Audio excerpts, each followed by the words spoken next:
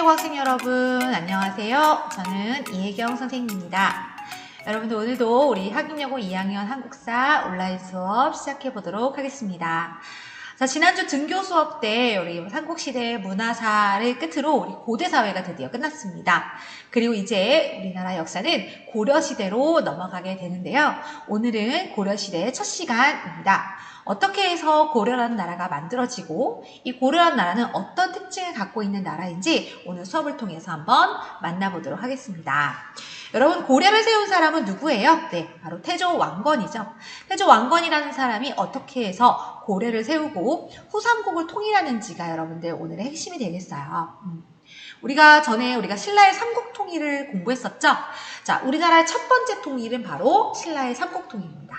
그리고 두 번째 통일은 바로 태조 왕건에 있었던 936년에 있었던 후삼국 통일이 되겠죠. 여러분, 여기서 한번 퀴즈! 자, 우리나라의 세 번째 통일은 언제일까요? 맞추는 친구. 네, 우리나라의 세 번째 통일은 바로 다가올 남북 통일입니다. 와, 왠지 가슴이 두근두근 하지 않으세요? 나와 상관없는 얘기 같으세요? 우리나라의 세 번째 통일을 선생님이 가르칠 수 있는 그날이 오기를 기다립니다. 자, 여러분들 우리가 후삼국 통일 이야기를 하려면요, 우리 처음에 통일신라 이야기부터 시작을 하면 좋을 것 같아요. 676년 신라가 삼국을 통일하게 되죠. 자, 여러분들 칸이 너무 작나? 자, 이렇게 크게 해줄게요. 신라가 삼국을 통일했습니다. 그런데 우리가 지난번에 배웠던 것처럼 신라가 처음에는 통일신라 전기에는 왕권이 강력하고 나라가 잘 통치가 되었어요. 신문왕 같은 그런 왕들 때는요. 그러나 신라 말로 가면서는 귀족들 간의 왕위 쟁탈전이 벌어졌고 결국에는 왕권이 매우 약해지고 지방에는 호족이라고 하는 새로운 지방 세력이 성장하기 시작했다고 했죠. 그 호족들 중에 두 사람이 나라를 세우게 됩니다. 먼저 900년에 견훤이라는 사람이 우리는 백제를 다시 일으키겠다라고 하면서 후백제라고 하는 나라를 세우게 돼요. 여러분들 지도에 보시면 여기 완산주라고 하는 곳 보이시나요? 완산주는 지금의 전주입니다. 여러분들 전주 한옥마을 가보셨죠? 여기에 바로 후백제가 생겨나게 되죠. 이곳이 옛 백제의 땅이니까 아마 후백제라는 이름으로 나라를 세우게 된 것 같습니다. 그리고 궁예라고 하는 사람은 여러분 신라의 왕족 중에 한 사람이었는데 신라 왕족 중에 한 사람이었던 이 궁예가 사실은 굉장히 여러 우여곡절 끝에 버려진 왕자가 되죠. 이 궁예가 나중에 나라를 세웁니다. 궁예는 고구려를 계승하겠다라고 하는 의미를 담아서 후고구려라는 나라를 901년에 세우게 됩니다. 나중에 이름을 마진, 태봉 이렇게 나중에 바꾸기도 하고 위치는 보시면 여기에서 철원지방, 이 철원지방에서 여러분들 시작을 하게 됩니다. 자, 그리고 이 동시에 진행했던 나라 중에 한 나라가 우리가 등교 수업 때 공부했었던 발해가 되겠죠. 발해는 여러분 고구려를 계승한 나라로 대조영이라는 사람이 고구려 유민들을 이끌고 세웠던 나라이죠. 여러분 선생님 그래서 통일신라와 발해가 이렇게 함께 있었던 이 시기를 선생님이 남북국 시대라고 불렀었어요. 기억나나요? 그런데 여러분 이 발해도 역시 결국 쇠퇴하게 되죠. 여기 보시면 926년에 거란족에 의해서 나라가 멸망을 하게 되고요. 이 발해에 남은 유민들은 고려라는 나라로 흡수되게 됩니다. 그래서 이렇게 4개의 나라가 공존하던 시기가 있었어요. 이 시대를 우리가 후삼국 시대라고 부르죠. 그런데 미리 말씀을 드리면 이 후고구려 밑에, 궁예 밑에 있었던 부하 중에 한 사람이 바로 왕건이라는 사람입니다. 왕건은 송악지방, 이 개성지방에 있는 호족이었어요. 이 호족이었던 왕건이 궁예 밑에 부하로 있다가 나중에 이 궁예가 여러분들 폭정을 저지르게 됩니다. 누가 기침 소리를 내었는가 네, 아시죠? 그래서 결국 이 궁예가 왕위에서 쫓겨나게 되고 다른 신하들에 의해서 왕건이 왕위에 오르게 되죠. 그리고 나서 왕건이 세운 나라가 바로 고려가 됩니다. 고려가 세워진 거는 바로 918년이에요. 그러니까 고려가 세워진 다음에 바로 후삼국 통일이 된 것은 아닙니다. 먼저 여러분 이 고려의 후삼국 통일 이후에 가장 먼저 발해의 유민들이 고려를 흡수되게 돼요. 왕건은 발해의 유민들 그리고 발해의 왕자들을 아주 굉장히 후대하면서 받아주게 됩니다. 왜냐하면 여러분 왕건이 나라의 이름을 고려라고 한 이유는 고려가 바로 고구려를 계승했다는 의미죠. 발해도 여러분 역시 고구려를 계승한 나라였습니다. 그렇기 때문에 같은 동족이라고 생각해서 발해 유물들이 흡수해줬던 것이죠. 또 여기 통일신라의 경우에는 지금 현재 통일신라는 이 경주 주변으로 영토가 매우 축소되어 있는 상황이었어요. 자, 여기 지도를 한번 볼까요? 지금 통일신라의 영토는 사실 요때보다 훨씬 더 이렇게 굉장히 작은 지역으로 축소되어 있는 상황이었습니다. 이때 오히려 견훤 같은 경우에는 상당히 견훤은 신라를 굉장히 압박하는 모습을 보여줘요. 하지만 왕건은 이 신라에 대해서 굉장히 후대하고 잘해주는 모습을 보여줍니다. 그래서 결국 당시 신라의 마지막 왕이었던 경순왕은 신라에 망하는 것은 어떻게 될지 모른다. 하지만 이 망하는 신라를 가지고 마지막 배팅을 한 거라고 볼 수 있겠죠. 어떻게 하면 이 신라라는 왕을, 이런 표현 좀 그렇지만 비싸게 팔 수 있을까? 좀 더 값어치를 인정해주는 나라에게 먼저 다가가게 됩니다. 그게 바로 왕건의 고려였던 것이죠. 이 경순왕은 고려로 찾아가서 나라를 통째로 고려에게 바치게 됩니다. 신라를. 그렇기 때문에 왕건은 전투가 없이 이 경순왕의 신라를 통째로 흡수하게 된 것이죠. 물론 그 대가로 경순왕에게는 이 경주 전체를 시급이라고 하는 나라 땅으로 주고요. 다스릴 수 있는 권한을 주게 됩니다. 자, 이제 마지막 남은 나라는 후백제입니다. 이 견훤은 왕건을 굉장히 괴롭혔던 사람이에요. 이 견훤이 결국 이 왕건과 굉장히 호각을 다투는 그런 경세였습니다. 그러나 이 견훤에는 종이 치네요. 종이 치네요. 자, 이 견훤에게는 집안 문제가 있었어요. 견훤에게는 아들이 4명이 있었는데요. 첫 번째, 두 번째, 세 번째, 네 번째 아들 중에서 이 네 번째 아들 금강이라는 아들을 아주 사랑했다고 해요. 그래서 첫째 아들이었던 신검을 왕위에 앉히지 않고 이 금강을 왕위에 앉히려고 했던 거예요. 그러다 보니까 결국 이 신검이라는 왕이 아버지를 내쫓고 왕위를 차지하고 이 견훤을 금산사라고 하는 절에 가두게 되죠. 이 아버지인 견훤은 이 금산사를 탈출해서 적국이었던 왕건의 곁으로 가게 됩니다. 결국 이 견훤이 왕건의 군대를 가지고 아들인 신검과 싸우게 되면서 결국 후백제라는 나라는 견훤의 손에 의해서 망하게 되는, 결국 후백제는 결국 고려에게 흡수되는 상황이 벌어지게 돼요.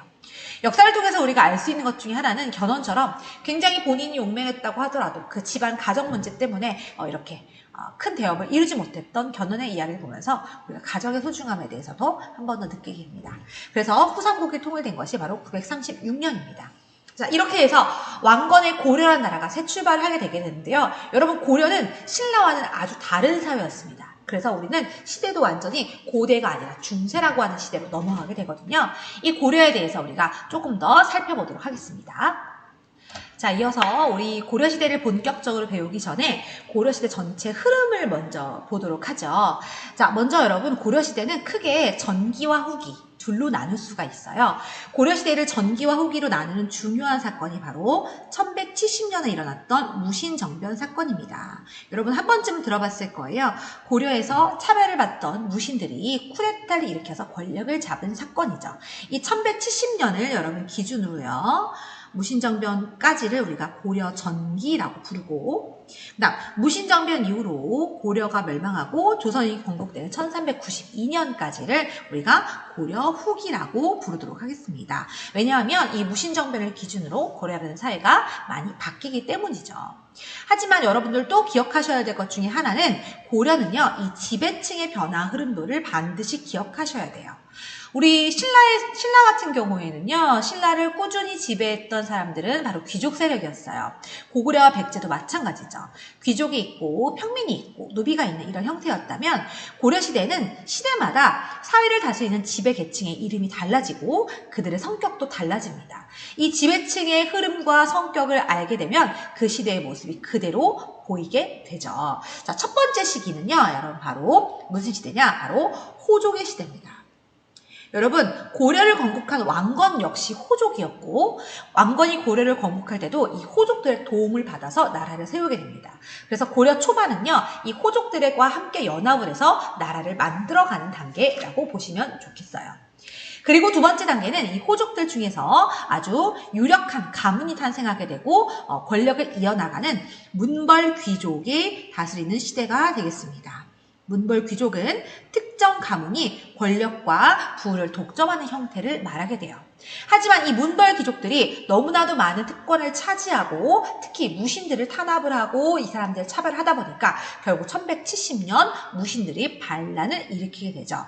그래서 무신정변 이후는 무신들이 새로운 지배 세력으로 떠오르게 되는 것이죠. 이 무신이 다스리던 시대는 문벌 귀족이 다스리던 시대와는 완전히 다른 모습을 보여주게 됩니다. 그리고 그 사이에 고려는 바로 몽골의 침입을 받게 됩니다. 그리고 이 몽골 원나라에 의해서 아주 오랜 기간 지배를 받는 시기가 오게 되는데요. 이때 원나라의 편에 붙어서 우리 마치 일제강점기 친일파처럼 원의 세력을 등에 업고 고려를 통치했던 세력이 있습니다. 우리 그 사람들을 뭐라고 부르냐? 권문세족이라고 불러요. 뭐라고 부른다고 여러분? 권문세족, 권세 있는 가문, 세력 있는 족속 이렇게 생각하시면 좋아요. 이 권문세족이 친원파라고도 부르고요. 이 고려를 다스리던 시대를 여러분 이 시대를 원간섭기라고도 불러요. 그리고 마지막에 결국 이 공민왕이라고 하는 왕이 개혁 정치를 하게 되면서 이 원나라의 그런 간섭을 무찌르게 되고 새로운 시대, 고려 말의 혼란을 개혁하고 새로운 시대를 꿈꾸는 지배층이 생겨나게 되는데요. 그들을 우리는 신진사대부라고 부르죠. 이 신진사대부 중에 일부 세력이 여러분 조선을 건국하게 됩니다. 자, 여러분들 고려시대 학습의 키포인트는 바로 이렇게 지배계층이 어떻게 변화하는지, 어떤 지배계층이 어떤 식으로 지배를 해나가는지 그들의 성격을 파악하는 것이 가장 중요해요. 그래서 호족, 문벌귀족, 무신, 권문세족, 신진사대부 순서를 알아두시고 그 각각 시기의 특징들을 알아놓으시면 좋아요. 특히 고려시대는 흐름 문제, 즉 영표 문제가 빠지지 않고 출제되는 부분입니다. 그렇기 때문에 이 지배층의 변화 흐름을 꼭 여러분들 체크하시는 게 오늘 수업의 핵심이라고 보시면 되겠습니다. 이 본격적인 내용은 다음 시간에 진행을 하게 될 거예요. 자, 그럼 이제 고려의 통치체제에 대해서 한번 이야기를 해보도록 할게요. 자, 우리가 삼국시대 같은 경우에는요, 그런 통치체제나 율령에 대해서 간단하게 언급을 했었죠. 왜냐하면 이것에 대해서 좀 자세히 나와 있지 않았었어요. 신라 같은 경우에도 집사부와 그것을 이끄는 시중이 중심이 되었다. 뭐 사정부라고 하는 기구가 있었다. 이 정도만 공부를 했었다면 고려시대부터는 그 통치체제가 정확하게 나와 있습니다. 자, 먼저 고려의 통치체제, 중앙통치체제를 선생님은 이성육부라는 이름으로 여러분들 알면 좋아요. 자, 이성육부 표시를 해줄게요. 고려의 중앙통치체제는 이성육부입니다. 이성육부라고 하는 것은 중국의 여러분들 삼성육부제에서 여러분 따온 거예요. 자, 먼저 가장 최고 기구였던 두 개의 성이 있습니다. 하나는 자 조금 크기를 키워볼게요. 이 성에서 첫 번째는 중서문화성이라고 하는 기구가 있습니다. 중서문화성은요, 고려의 통치기구 중에서 가장 최고 기구라고 보시면 되겠습니다. 국정을 총괄하는 기구, 이렇게 생각해 놓으시면 되겠고요. 두 번째 성은요, 상서성이 바로 이 성 육부 중에 두 번째 성 중에 하나예요. 이 상서성 밑에는요, 여기 보시면 이병, 호형, 예공이라고 하는 육부가 이 상서성 밑에 있었어요.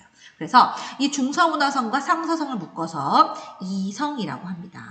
그래서 이러한 기구들이 고려의 중앙 통치 제도를 구성하고 있다라고 보시면 되겠어요. 자, 그리고 고려에서는요, 이 이성 육부 말고도 다른 기구들이 조금 있었는데요. 먼저 당시에 군사 기밀과 여러분 왕명 출답을 담당했던 기구 중추원이라는 기구가 있습니다. 여러분 일단 적어놓고 중요한 내용을 선생님이 설명을 하도록 하겠습니다. 그리고 관리들의 비리를 감찰하는 기구 여러분 어사대라는 기구가 있어요. 이 어사대에다는 조금 중요 표시를 해놓을까요? 어사대는 여러분 암행어사 출두요하는 그 어사랑 비슷한 개념이라고 생각하면 좋겠어요. 이렇게 관리들의 비리를 감찰하는 기구가 여러분들 신라에는 뭐가 있었나요? 신라에서는 사정부라는 기구가 있었어요. 기억나세요? 이런 식으로 각 나라마다 국가의 비리를 감찰하기 위한 기구들이 있었다라고 하는 거 기억하면 좋겠습니다. 그리고 재정과 회계를 담당하는 기구는 3사라고 있었어요. 이 3사는 여러분 지금으로 따지면 뭐 재정기획부, 경제를 담당하는 관청이 되겠죠. 중추원은 군사기밀이니까 국방부 정도 되겠네요. 어사대는 관리의 비리 감찰이니까 뭐 감사원, 검찰 이 정도 될 수 있을 것 같습니다. 자, 그리고 나서 여러분 고려에서 우리가 꼭 기억해야 될 두 가지 기구가 있습니다. 하나는 뭐냐면 당시 국방 문제, 중요한 국방 문제를 논의하던 회의기구였던 도병마사. 자, 도병마사 여러분들 지금 약간 네, 제가 이거 다시 써야 되겠다. 자, 다시 쓸게요. 도병마사라고 하는 기구가 있는데요. 이 기구는 국가에서 중요한 군사와 관련된 내용을 회의를 통해서 결정하던 회의기구예요.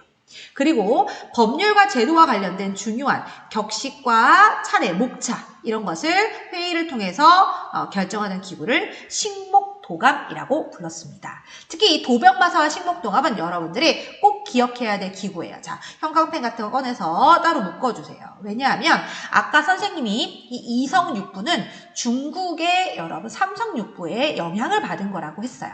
하지만 이 도병마사는 도병마사와 식목도감은 바로 고려에만 있는 독자적인 회의기구입니다. 독자적 기구. 여러분들 우리나라에서는 이런 거 되게 출제 많이 하는 거 아시죠? 우리나라에만 있는 거. 독자적인 기구고 귀족들이 합의를 통해서 중요한 내용을 결정하는 기구가 바로 이 도병마사와 식목도감이 되겠습니다. 또 하나 중요하게 다루는 게 하나가 더 있는데요. 바로 여러분 어사대하고요. 자, 여기 중서문화수능 중에 낭사라고 하는 관직이 있었어요. 이 어사대와 낭사를 두 개를 묶어주세요. 이 두 개를 묶어서 여러분 뭐라고 부르냐? 대간이라고 부릅니다. 대간. 이 대간에도 여러분들 너무너무 중요 표시해주세요. 이 대간은 주로 어떤 일들을 하던 사람들이 있냐면요.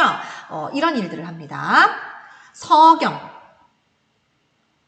서경은 어떤 관리가 이렇게 관리가 추천이 되면 그 사람에 대해서 이렇게 인사청문회 같은 것처럼 이렇게 확인을 해서 이 사람이 적당한 인물인지 판단하는 그런 것을 해서 서명을 한다고 해서 서경이라고 불러요. 그리고 간쟁은 어떤 정책이 있을 때 왕에 대해서 서슴없이 나가서 전하 아니되옵니다 이렇게 왕에 대해서 건의할 수 있는 것을 간쟁이라고 해요. 그리고 봉박도 마찬가지예요. 봉은 어떤 정책이 올라왔을 때 봉투를 봉해서 보낸다는 뜻이거든요. 즉 어떤 정책에 대해서 거부권을 행사할 수 있는 그런 기구가 바로 어사대와 낭사를 합해서 대간이라고 부릅니다. 이러한 기능이 있었던 기구가 있었다는 것은 뭐냐면 왕권이나 이런 귀족 회의 기구가 요런 귀족 회의 기구가 너무나도 이렇게 권력이 강해지는 것을 막고 특정 기구가 권력이 강해지는 것을 막기 위한 기능을 하는 기구였다는 거예요. 즉 이 기구들은요 다른 말로 언론기구라고 해요. 뭔가 잘못된 것에 대해서 말을 할 수 있는 기구였다는 거죠. 그리고 권력을 한 군데로 몰리지 못하도록 견제하고 균형을 맞추는 기구였다는 것이 여러분 너무너무 중요한 내용이에요. 특히 이 대간은 시험에서 꼭 빠지지 않는 출제되는 여러분 기구이기 때문에 꼭 기억해 줬으면 좋겠습니다. 여러분 이 대간이 왜 의미가 있느냐? 우리 삼국시대에는 여러분 귀족의 힘과 왕의 힘이 서로 이렇게 다투는 시기였죠. 집사부의 시중이 세냐, 화백회의 상대 등이 세냐, 왕권이 엎치락뒤치락 합니다. 그러나 고려시대에는 이러한 시스템이 갖춰져 있다는 것이 의미가 있어요. 대간이라고 하는 기구를 통해서 왕이든 귀족 회의기구든 어떤 기구든지 너무나 권력이 세지는 것을 막고 권력의 균형을 이룬다면 훨씬 더 왕실이 또는 그리고 국가가 차분하게 체계적으로 운영이 됐다라고 하는 거죠. 이런 것들이 이성육부제에서 아주 중요하게 출제되는 거예요. 문제가 이런 식으로 나올 수 있겠죠. 자, 보세요. 오른쪽. 고려의 정치기구는 귀족 중심의 합의체 정치라고 평가를 합니다. 그 이유는 고관인 재신과 추밀이 국가의 중대사를 결정했기 때문인데요. 이런 고관들이 참여했던 고려의 귀족회의기구, 자, 독자적인 귀족회의기구 여러분 뭐였나요? 바로 도병마사와 식목도감이죠. 도병마사, 식목도감. 이거 반드시 두 가지를 꼭 기억해 주셔야 됩니다. 특히 이 도병마사는요, 고려 말이 되면 이름이 한번 바뀝니다. 도평의사사라고 하는 이름으로 바뀌어서 여전히 아주 중요한 기구로 활동을 하게 되니까요. 꼭 기억해 주면 좋겠어요. 그리고 두 번째 더 중요한 거 나왔네. 중서문화사의 낭사와 어사대의 관리를 합쳐 부르는 말로 권력의 견제와 균형을 담당했던 이 기구를 우리가 뭐라고 합니까? 네, 맞습니다. 대간이라고 부릅니다. 이 대간이라고 하는 기구는 조선시대에도 비슷한 기구가 등장할 거예요. 여러분들 꼭 체크해 주시면 좋겠습니다. 여러분, 이 제도사 부분은 상당히 조금 지루할 수 있어요. 하지만 여러분 생각해 보세요. 어떤 국가가 운영되는 데 있어서 체제나 시스템이 정말 중요하죠.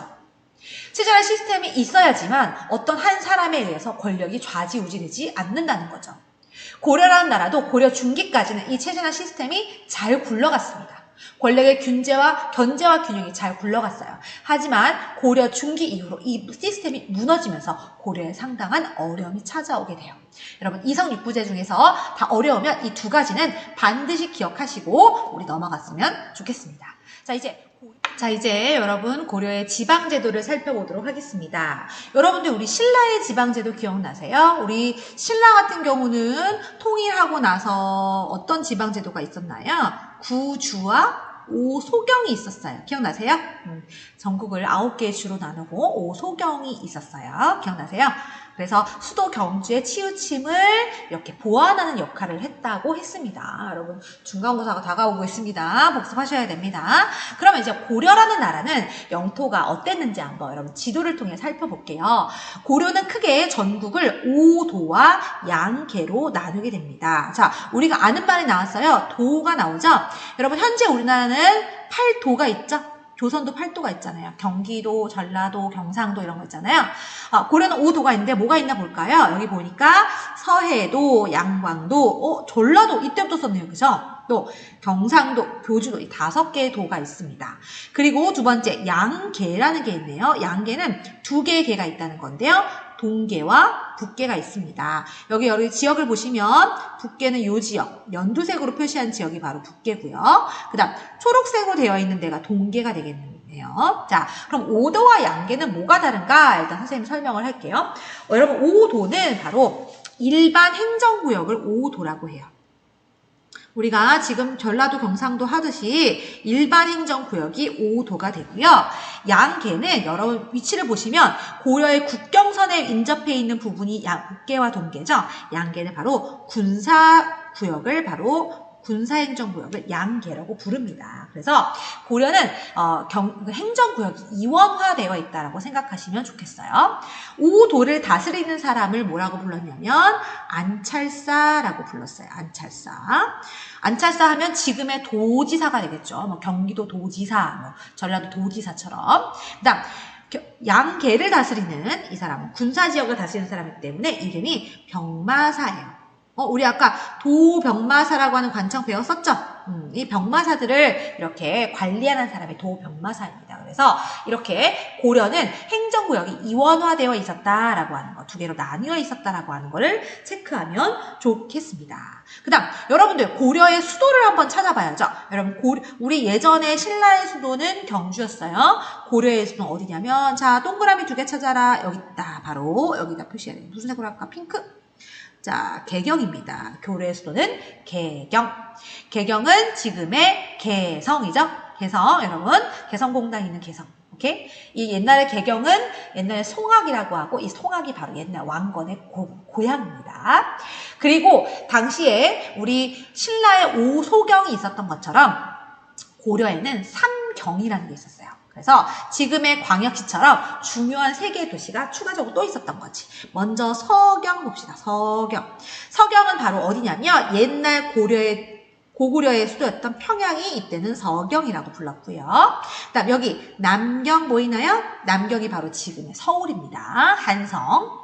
그리고 여기 여기 여기 어딜까요? 왜 여기가 바로 옛날 신라의 수도였던 경주예요. 그래서 이 서경과 남경과 동경을 묶어주세요. 그래서 삼경이라고 부릅니다. 그래서 이 개경만 중요했던 것이 아니라 삼경이라고 하는 도시도 있었다. 그래서 여러분들이 이런 지도가 나왔을 때 수도가 개경이네. 오도와 양계가 있네. 그러면 고려시대 주도구나. 이렇게 딱 체크해 주시면 돼요. 자, 우리 그동안 지도를 많이 배웠습니다. 고구려, 백제, 신라, 전성기의 지도, 통일신라의 지도, 고려의 지도까지 나중에 조선시대 지도까지 나올 거예요. 구분할 수 있었으면 좋을 것 같아요. 자, 그럼 밑에 한번 쓸 수 있겠다. 자, 고려의 수도는 여러분 어디예요? 바로 개경. 그리고 삼경이 있었다라고 했었죠.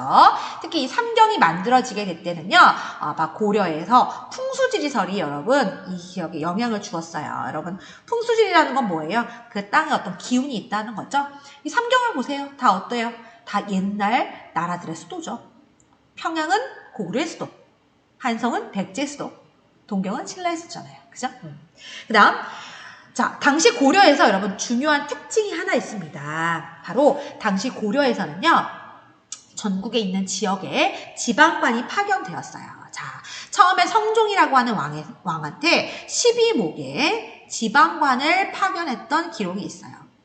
목은 여러분 행정구역이에요. 부목군에서 지금의 여러분 미추홀구, 연수구 같은 거라고 생각하시면 좋겠어요. 처음에는 고려가 12개의 목, 행정구역에만 지방관을 파견하는 모습이 나옵니다. 그지만 나중에는 조금 더 많은 지역에 군과 현이라고 하는 지역에 지방관을 파견을 하는 모습들이 나오게 돼요. 예전에 여러분 신라 같은 경우는 이렇게 지방관이 파견되지 않는 모습들이 많이 나오죠. 그래서 대부분의 지역은 촌주들이 다스리는 게 나옵니다. 하지만 고려는 조금 더 중앙 집권이 완성돼서 이렇게 지방관들이 곳곳에 파견됐다는 걸 알 수가 있어요. 즉 중앙의 권력이 훨씬 더 지방간 속속들이 간다는 거죠. 하지만 여러분들이 꼭 기억해야 될 거는 뭐냐면 고려는 자 여러분 여기다 필기하는 거예요. 지금 필기하고 있죠. 모든 군현에 지방관이 파견된 것은 아닙니다. 즉 전공 방방 곳곳에 지방관이 파견된 것은 아닌 거예요. 지방관이 파견되지는 않았다. 즉 100%다 아니다. 아니다. 물론 신라 때보다는 지방 곳곳에 파견되긴 하지만 모든이라는 말을 붙일 수 있다 없다? 없다라고 하는 거예요. 꼭 기억해야 돼요. 특히 당시에 지방관이 파견된 지역을 뭐라고 하냐면 주현이라고 해요. 주현은 지방관이 파견된 곳. 하지만 지방관이 파견되지 않은 곳을 속현이라고 하거든요. 그런데 심지어 지방관이 파견된 주현보다 이 지방관이 없어서 그 토착 세력이 향리가 다스린 속현이 훨씬 더 많았다는 사실을 기억해야 돼요. 다시 자 지방관이 파견된 주현보다 주가 되는 곳이야. 지방관이 파견되지 않은 속현의 수가 훨씬 더 어떻다? 많다.